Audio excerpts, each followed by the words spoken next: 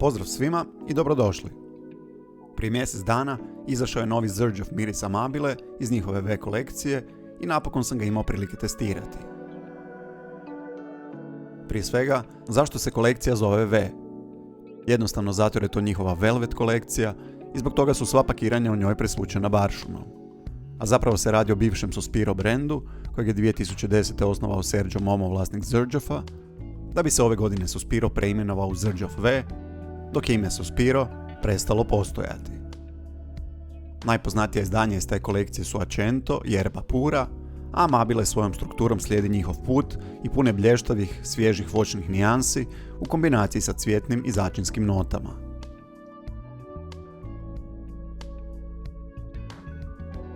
Amabile je kreirao Chris Morris, kojeg sam već spominjao kao kreatora jednog od mojih najdražih mirisa, Pikova Dama. Za one koji možda ne znaju, Chris Morris kreira parfeme koristeći dva imena. Drugo ime koje koristi je Christian Carbonell, jer je njegovo puno francusko ime Christian Maurice Carbonell. A onda on, u dogovoru s brendom za koji stvara, bira ime koje je njima u tom trenutku prikladnije. Bilo mu je suđeno postati parfumerom, s obzirom na to da je njegov djed još 1925. godine u Španjolskoj osnovao kompaniju Carbonell, koja se specijalizirala za proizvodnju esencijalnih ulja. Zanimljivo je da sam za sebe kaže kako ne podnosi svježe parfeme i da ih osobno nikada ne bi nosio, već da njegovi parfemi moraju biti jako drvenasti i moraju sadržavati tamijan.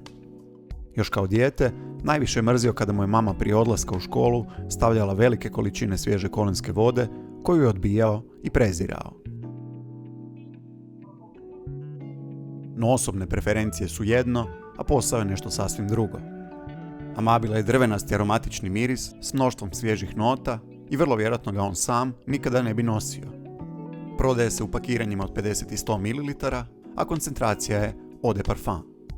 Pakiranje je identično ostalim mirisima u kolekciji, a razlikuje se samo po boji koja sugerira i koji je glavni sastojak ovog parfema. Cijene su 169 eura za 50 ml i 255 eura za 100 ml. Amabile se prodaje kao unisex miris. Gornje note su zelena jabuka, amalfi limun, bergamot iz Kalabrije i cvijet naranče. Srednje note su kardamom iz Guatemale, ružičasti papar i jasmin. A bazne note su meksička vanilija, atlaski ili atlantski cedar, bijeli mošus i pačuli.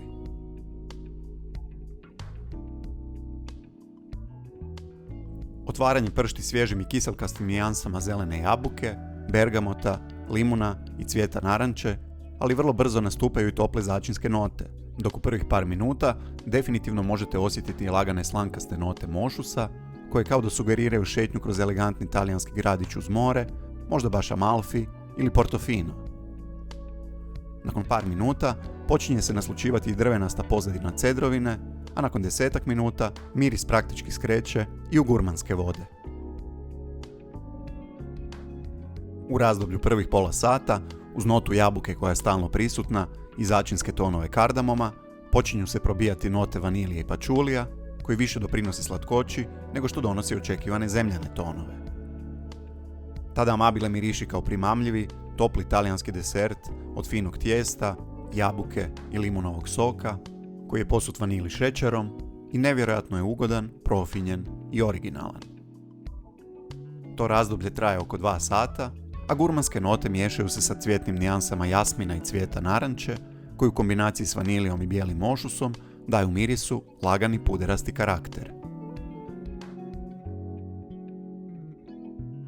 U kremastom drydownu dominiraju note vanilije, drvenaste note cedrovine i lagano slankasti bijeli mošus, dok pačuli nježno uzemljuje cijelu kompoziciju jer je gotovo neznatno prašnjav.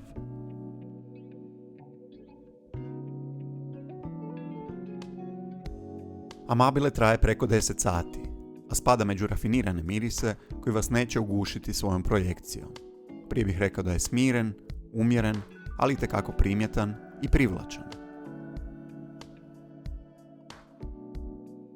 Amabile me definitivno iznenadio svojom ljupkošću. Veliki sam ljubitelj note jabuke, iako za nju mnogi tvrde kako u parfemima najčešće miriši umjetno i jeftino, ali u ovoj kompoziciji jabuka je jednostavno prekrasna. Prelazi put od svježe zelene do gurmanske, začinjene i zaslađene vanilijom, da bi na kraju ostala samo njena naznaka koja vas poziva da cijeli taj put prijeđete ponovo. Za mene je Amabile potpuno unisex i miriši beskrajno ugodno i smirujuće, poput proljeća u Amalfiju. Ali svakako mogu zamisliti i ljude koji ga nikada ne bi kupili jer jednostavno ne uživaju u svježim, voćnim mirisima. Kada smo kod toga, ja ga ne vidim kao tipični svježi ljetni miris, za mene je Amabile pravo oličenje proljeća, ali onog toplog, bezbrižnog, mediteranskog. Naravno da ga možete nositi i ljeti, a vjerojatno i na prijelazu iz ljeta u jesen zbog toplih i slatkih tonova vanilije. Iako iz samog brenda tvrde da Amabile prati put Accenta i Erbe Pure, osobno smatram da ih ne prati toliko po intenzitetu, ali sve nadoknađuje elegancijom i trajnošću.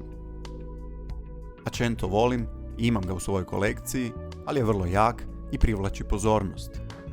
Erba Pura je bombastično intenzivna, nekada i preintenzivna za moj nos. I zato ću na kraju povući jednu paralelu iz muškog kuta. Ako je Erba Pura Sofia Vergara, onda je Amabile definitivno Monica Bellucci. I baš zato mislim da će Amabile privući puno pozornosti tijekom nadolazećeg proljeća i ljeta, a ja moram priznati da ozbiljno razmišljam o kupnji.